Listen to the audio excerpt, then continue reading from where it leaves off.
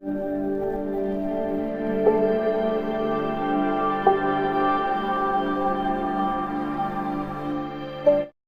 और पूजा दो सगी बहनें हैं।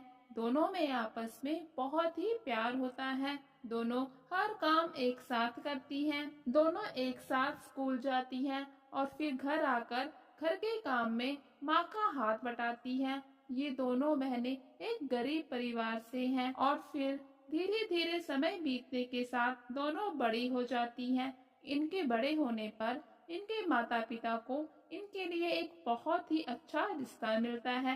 दोनों बहनों की शादी एक ही घर में दो सगे भाइयों से हो जाती है और फिर शादी के अगले ही दिन दोनों बहनों ने घर की जिम्मेदारी अपने ऊपर ले ली। मायके की तरह ससुराल में भी दोनों बहनें बहुत प्यार से रहती और सारा काम मिल बांट कर पूरा कर लेती और फिर दोनों बहनें एक साथ बैठकर घंटों बातें किया करती।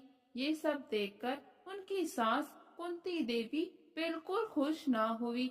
वो सोचने लगी कि कहीं उससे कोई गलती तो नहीं हो गई, दोनों बहनों को एक साथ बहू बनाकर लाने की। ऐसे ही समय बीतता है और फिर कुछ महीनों के बाद एक दिन छोटी बहन पूजा अपनी बड़ी बहन पूनम से कहती है कि दीदी, आज मुझे अपने पति के साथ उनके ऑफिस की किसी पार्टी में जाना है, तो घर का सारा काम आप अकेले ही देख लेना।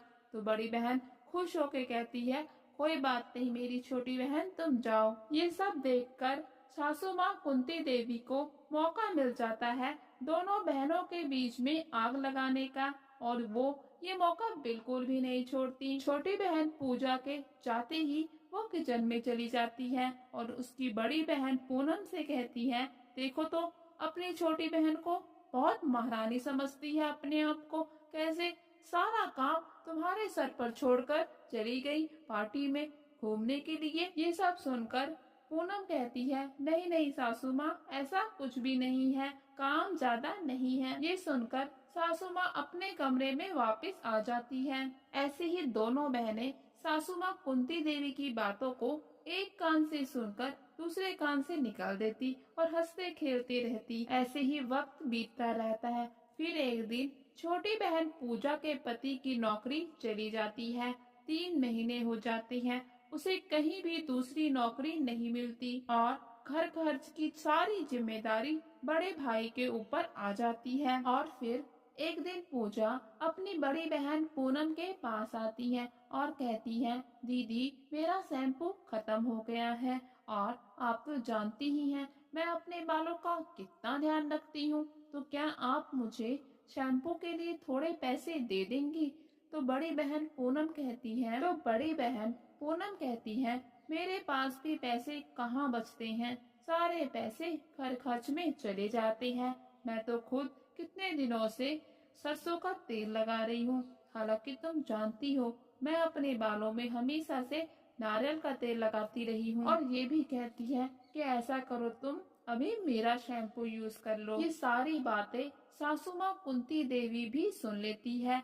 पूजा के कमरे से जाती ही वो कमरे में आ जाती है और बड़ी बहू से कहने लगती है कि इसे देखो, बार बार पैसे मांगने चली आती हैं, खुद से कुछ क्यों नहीं कर लेती।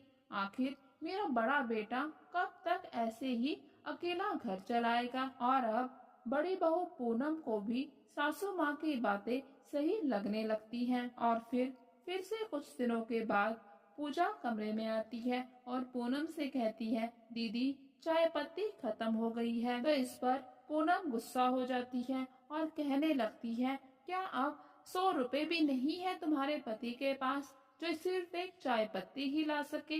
इस पर पूजा को बहुत बुरा लगता है और वो रोते हुए कमरे से बाहर आ जाती है। उसे रोता हुआ देख उसका पति ने उससे पूछा कि पूजा क्या बात है, तुम ऐसे क्यों रो रही हो, बताओ मुझे। पति के पूछने पर पूजा सारी बात उसे बता देती है। तो इस पर उसका पति कहता है, ठीक ही तो कह रही है भाभी, आखिर कब तक वो हमारा खर्च उठाएंगी, हमें भी कुछ करना चाहिए। तो इस पर पूजा कहती है, क्यों ना हम ट्यूशन सेंटर खोल लें, बच्चे आएंगे और हम उन्हें पढ़ाकर अच्छे पैसे कमा सकते हैं। और फिर पूजा और उसका पति घर पे ही बच्चों को ट्यूशन पढ़ाने लगते हैं। वो दोनों बहुत ही लगन और मेहनत से बच्चों को पढ़ाते हैं।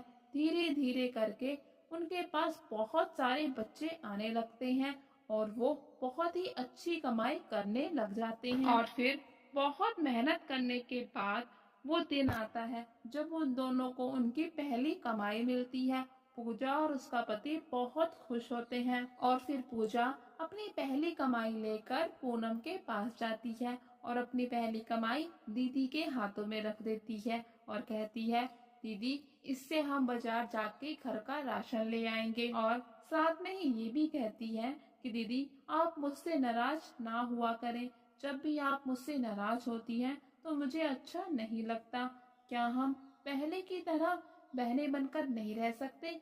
मुझे देवरानी जेठानी बनकर नहीं रहना। तो इस पर पूनम कहती है कि छोटी बहन, मैंने कब तुम्हें अपनी देवरानी समझा? माना कि हम दोनों की ससुराल एक ही है, लेकिन मैंने कभी तुम्हें अपनी देवरानी नहीं समझा। मेरे लिए तुम हमेशा ही मेरी छोटी प्यारी सी बहन हो और अगर मैं तुम्हारे साथ गलत व्यवहार नहीं करती तो तुम कैसे अपने अंदर छुपे हुए टैलेंट को पहचान पाती? ये सब मैंने इसीलिए किया कि तुम अपनी खूबी को पहचान सको और अपने पैरों पर खड़ी हो सको। दोनों बहनें आपस में गले मिलने लगती हैं और सभी परिवार वाले बहुत खुश होते हैं और फिर से पूजा और पूनम खुशी खुशी रहने लगते